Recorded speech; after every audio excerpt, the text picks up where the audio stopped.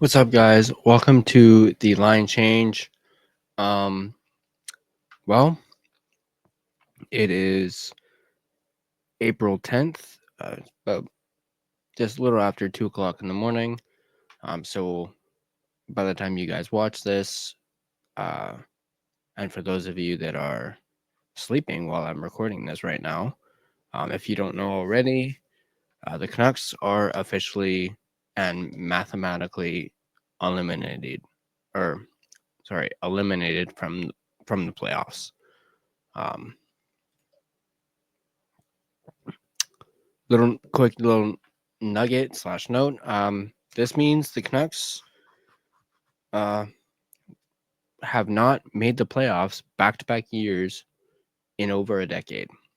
So they make the playoffs last year. They make it to the second round. Everyone was hoping they'd make the playoffs again this year, but they do not. And as you saw by the title of this video, we're going to go over what went wrong for the Canucks this season. So we're going to go down a list. We're going to talk about all the things that went wrong. You can agree with the things that I list. You can disagree. You can have your own opinions on it. If there are things that I happen to miss, go ahead and let me know in the comment section down below, and let me know. But these are just things that I think went wrong for the Canucks. So let's go ahead and jump right into it. And let's start off with, well, the big one, at least in my opinion. The JT Miller and Elias Pettersson rift. So obviously that is something that most certainly went wrong.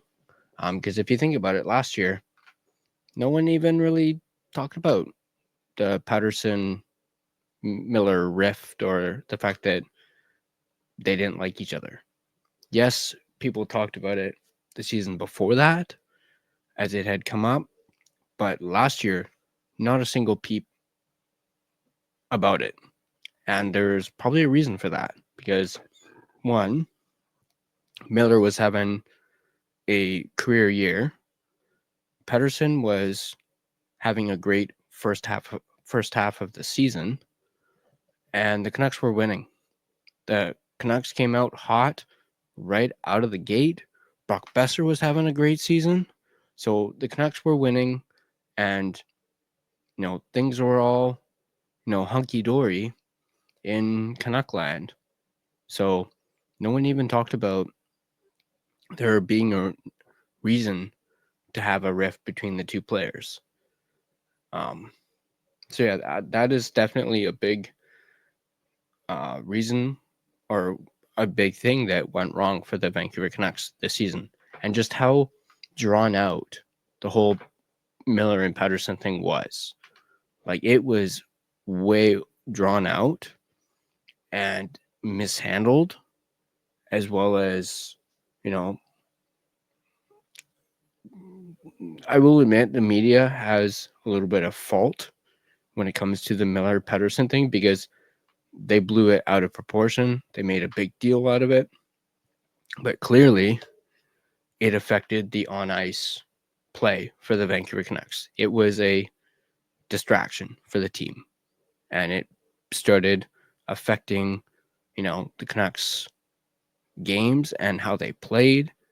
It wasn't just affecting Miller and Pettersson, it was affecting the entire team in the end. So it was a detriment to this season. Now you're still gonna have your, detractors or people who would be like, oh, it's Miller's fault. Oh, it's Pettersson's fault. You're still gonna have those people who are gonna, have that opinion. But at the end of the day, the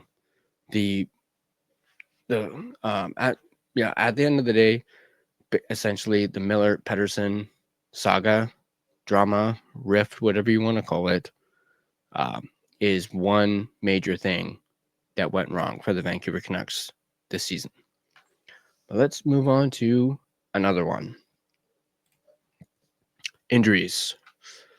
That is most certainly something that went wrong compared to or that went wrong this season.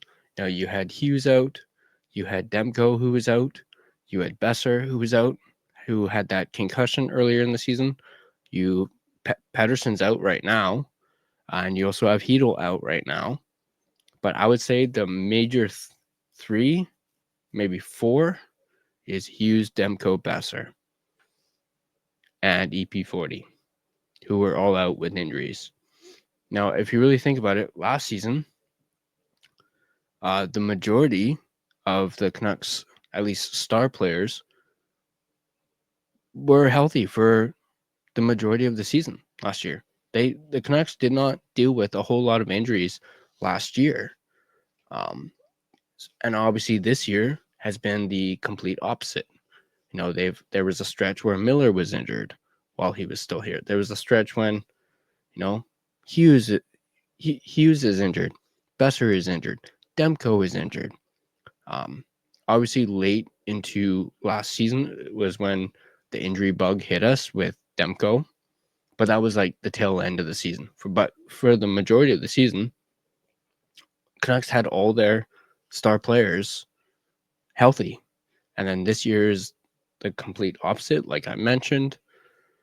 Do you guys think this was a factor in what went wrong for the Canucks this season? Do you feel as though they got injury lucky last year and then was the opposite this year?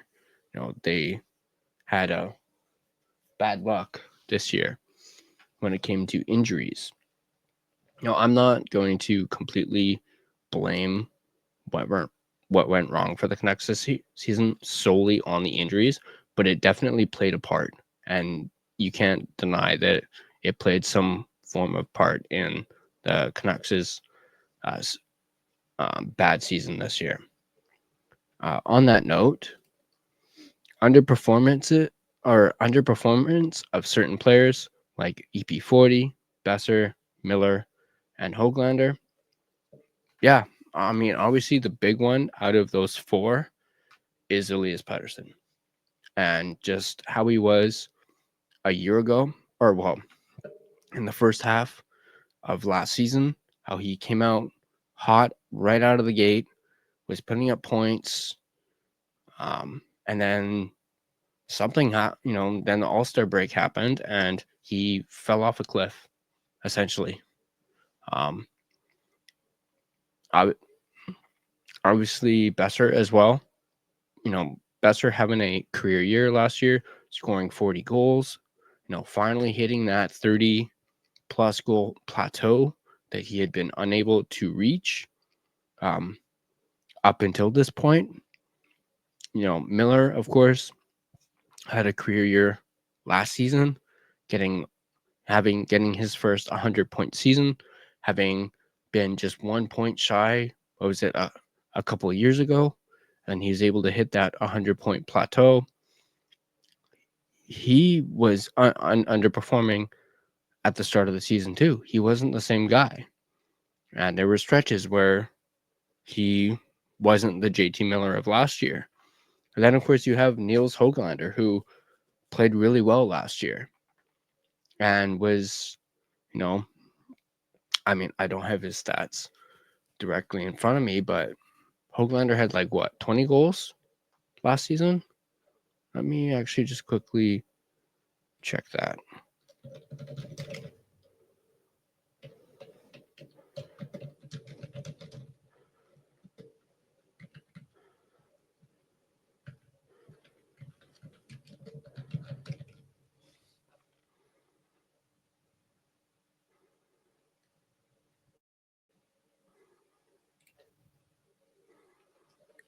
Wait for it to load.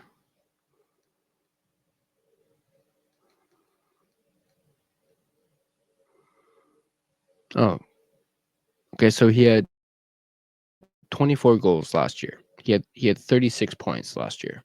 Nils Höglander. So yeah, he kind of dropped off at the start of this year. They expected him to elevate this season after putting up 24 goals, and he underperformed. So I definitely think that is something that went wrong for the Canucks. The fact that their star players underperformed for most of the season, especially guys like Pettersson, Besser, and Miller. Now, this one's a little later on, I would say, but I do think it is something that, people are going to talk about when they ask the question, what went wrong for the Canucks this season? But it should be a talking point, despite it being later on in the season. And this is, again, just my personal opinion, but not doing anything at the trade deadline is something that went wrong for the Canucks.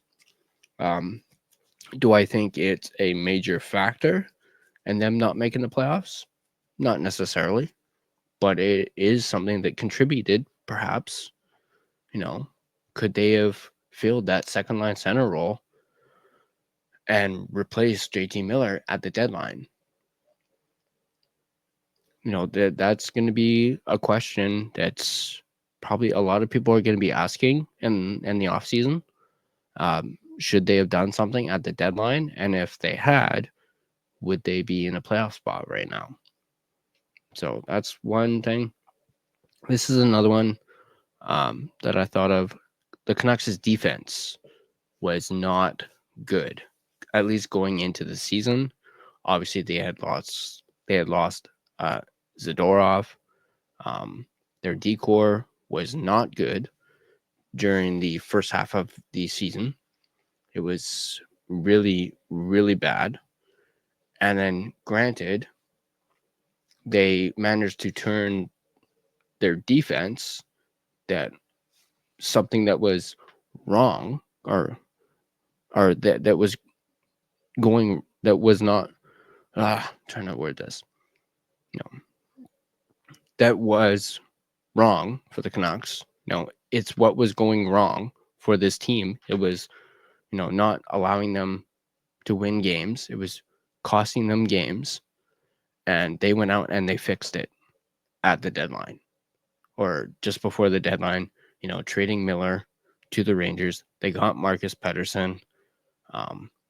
They also got Mancini. They called up Petey, and their defense is a lot better than it was at the start of the season. So here's another one. They threw away too many points. Their overtime record, 13 overtime losses. And then here's a little nugget. Had the Canucks been able to convert even 6 of those 13 OT losses into wins, they'd be in a playoff spot right now. So that is most certainly one major thing that went wrong for the Canucks, and that was their overtime record. The fact that they had 13 overtime losses, they're up there when it comes to most OT losses this season. They're like second, I believe, last I looked, because I believe I should have it right here. Yeah, Calgary has 14. So they jumped ahead. So Canucks are second worst when it comes to OT losses compared to the Flames, who just recently lost in overtime. I believe it was last night. And then speaking of overtime losses, and or overtime records, the Canucks' home record, 16 and 15, 16, 15, and 7 at home. And that is the third lowest home winning. They are the third lowest home winning team this season. Only Chicago and San Jose are worse than them on home ice. And that is a major, major turnaround from last season. Last season, they were one of the best teams at home. They had racked up so many wins at home. They were, they were near if not at the top, they were near the top when it came to home records, to their home record this season. The complete opposite. So I don't know what went wrong there, but that, but if you want to talk about what went wrong for the Canucks this season, this is a major talking point right here. Is their home record is most certainly something that went wrong for the Canucks this season. Here's a little fact as well. EP40 has been on the ice for 34 goals for and 36 goals against, a differential of -1. So we mentioned, we talked about Pettersson underperforming. There's another stat right there. He was on the ice for 36 goals against this season so far. Now, granted, he's out. He's injured right now, but he hasn't played. But in the games that he's played, he's been on the ice for 36 goals against, which is not good. Another thing that went wrong for the Canucks, in my opinion, this season, PDO. And then for those that don't know what PDO is, it is a stat that combines a team's on-ice even strength shooting percentage with their on-ice save percentage over the course of a season. Now, last year, the Canucks had a very, very high PDO, especially at the start of the season. So, and a lot of that you can contribute to puck luck. So yeah, their PDO was super high, and it's not easy to sustain a high PDO. So that contributed to all those wins last year, and it was just puck luck. Their PDO was super high. The Canucks actually ended up finishing with a PDO of 1.028 last season. I could not find what their PDO is right now, but their PDO has definitely gone down since last season. It's not as high as it was last year. But questions for you guys. Do you guys think that the PDO essentially regressing compared to last year? Do you believe that's something that went wrong for the Canucks? They just weren't getting those lucky bounces that they were getting last year during the season. Just see. I think I have more.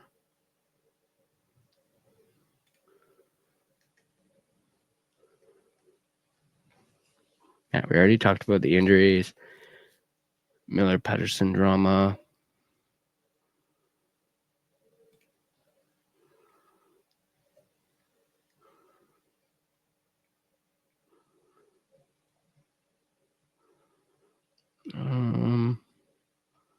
Sorry guys, I'm just trying to see if I'm missing anything.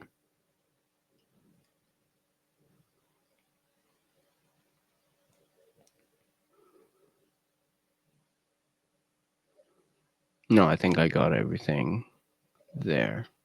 Okay. So yeah. Well, I guess that's gonna do it for this video. Once again, let me know in the comment section down below what you guys think went wrong for the Canucks this season. Do you guys agree with some of the points that I made that went wrong for the Vancouver Canucks this season? I'm gonna do another video that is going to be opposite of this video, and it's going to pertain to this off season as well as next season. It'll most certainly be a lot more optimistic than this one. I also hate to be, put this video out literally a day after the Canucks get officially eliminated, but it was I mentioned in our live stream from the last game, from the game against Dallas, I had already been thinking about and planning on doing this video in particular. And I thought I was going to be doing it yesterday. But the Canucks ended up beating the Stars. So that's why we're doing this video today. Also, for those of you who've been watching of late and have seen me promote the Canucks Army Watch Party that is happening at Greta, obviously it's now that game against Colorado tomorrow, well, technically today or later today, is meaningless, but I'm still going to be at Greta for the watch party tonight. As we mentioned in, I believe, our live stream video, general admission is now free. So come on down to Greta and watch the Canucks play. I know, as I just mentioned, it's a meaningless game, but hey, you get to have some great food, great company, some great. There are weekly drink specials going on at Greta. You have the arcade surrounding the bar, so you can play some games. Maybe in between periods or something like that, and you get the chance to hang out with me, Matt Sekeres, Blake Price, David Quadrelli, perhaps even say hello to Jeff Patterson, and others a part of Canucks Army. So come on down later today to Greta. Doors open at 5, puck drop at 6. And 50 West Cordova is the address. And I hope to see you guys there. Once again, if you guys see me just sitting around, sipping a beer, or don't hesitate to come say hello. And yeah, Greta Bar, let the games begin. Follow us on social media at Line Change Van on Twitter /X, at the Line Change on Instagram. Search the Line Change on Facebook, at the.line.change.po on TikTok.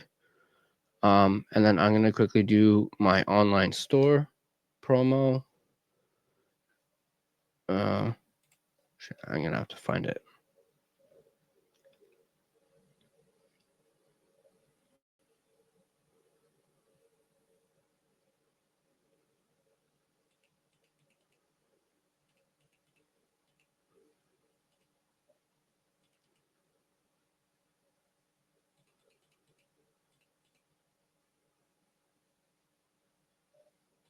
There we go.